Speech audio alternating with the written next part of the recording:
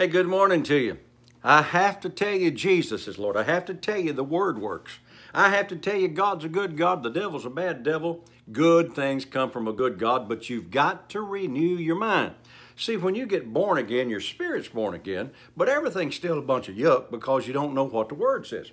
My favorite verse, one of them, I've got several, but one of them is 1 John 5:14, says this is the confidence that we have in Him, that if we ask anything, watch now, according to His will, well, you got to know. And what the will of God is. Somebody says, well, you never know the will of God. Oh, yeah, you do. I mean, He gave it to you. We got a book with 66 books in there and all them chapters in there, no telling. Everything that you need to know in life is in that book. I'm talking about this book right here. Everything that you ever going to need is in that book. But what you got to do is start thinking like this thinks, rather than thinking like the religious world thinks and the rest of the world thinks. And when you start thinking the way God thinks, you're going to believe right and receive right. Old Brother Hagin wrote a book 100 years ago, seems like. I've read it 50 times or more.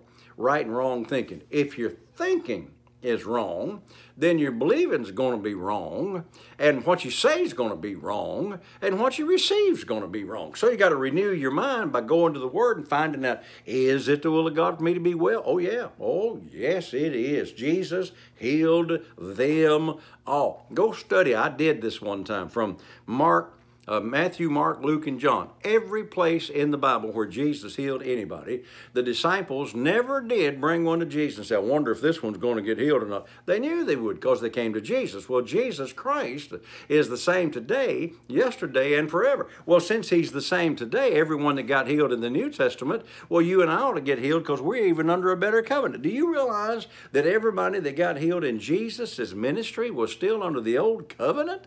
Get that. I mean, Jesus hadn't gone to the cross. Jesus hadn't redeemed us yet. Jesus was on His way, but they still received their healing, and you and I are under a better covenant, which is established on better promises, so we ought to receive ours instantly and right then and not have to wait on it for a while. Oh, I got to go on with this. You got to know what God wants. For instance, well, is the will of God for me to have enough money to make my car payment? It is. Got to go over there and find out that my God supplies my needs according to His riches and glory. Now you might say, yeah, but I only make $12 an hour on my job.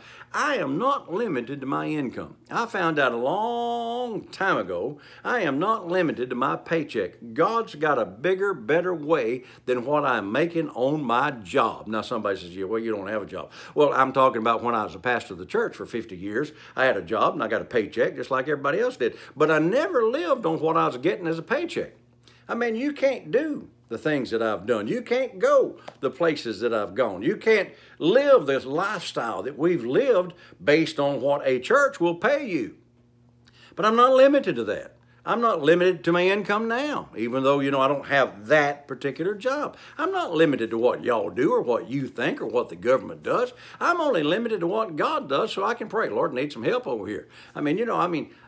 I just have to tell it I'm not begging. I'm not asking for money. I got a car in the shop right now. They call me and say it's done. Need to come pay for it. I ain't got the money for that. But you know what? I got a God. I got a Bible. And I can say, Father, I need X amount of dollars to pay for that thing. It'll show up. I don't know where it's going to come from, but I know my God's desire is for me to be blessed in everything that I do. So I can go to the Father and ask Him. I've got places all over the world wants me to come preach. I don't know how I'm going to get there. I'd love to go tomorrow. But you know what? God's going to make a way where there is no way. But I got to know what He said in His Word. Pat and I have been married 52 years. Wonderful, bliss marriage. Y'all hear me say that all the time. Madly in love. We just can't keep our hands off each other. We still holding hands and smooching and carrying on like teenagers, I got a granddaughter that's about to get married, and she's just kind of silly over her husband-to-be. Well, Pat's just that silly over me now. But I found out that we're supposed to have a good marriage. I found out that it's the will of God to not lose the wife of my youth, Deuteronomy 28 and Galatians chapter 3. I found out that it's not the will of God for her not to be in love with me. I found out it's not the will of God for me not to love her. And I also found out it's not the will of God for her to get fat and ugly and for me to get old and wrinkled and fat and ugly. And we found out these things and started believing for them. We're having a wonderful life. God's done so many miracles for us that sometimes when I stop to think about it, I just sit around and cry. I mean, I am a blessed man, but I renewed my mind to blessings things rather than letting the world and religion tell you, well, you know, God's going to get you for that. No, no, no. God's looking for somebody to bless. In fact, I'm going to close with this. The Word says, the eyes of the Lord are running to and fro throughout the whole earth. South Africa, the island of Maltese, Houston, Texas, Wisconsin, Alabama, Japan. Wherever you happen to see this, the eyes of the Lord are looking for somebody there to show himself strong in their behalf. So what you got to do is say, I'm the one. If you're looking for somebody to bless, hey, don't look no further. I'm the one. Receive it, believe it, say it, and have it. So until I'm with you tomorrow, saints, remember, Jesus is Lord. Thank God the Word works.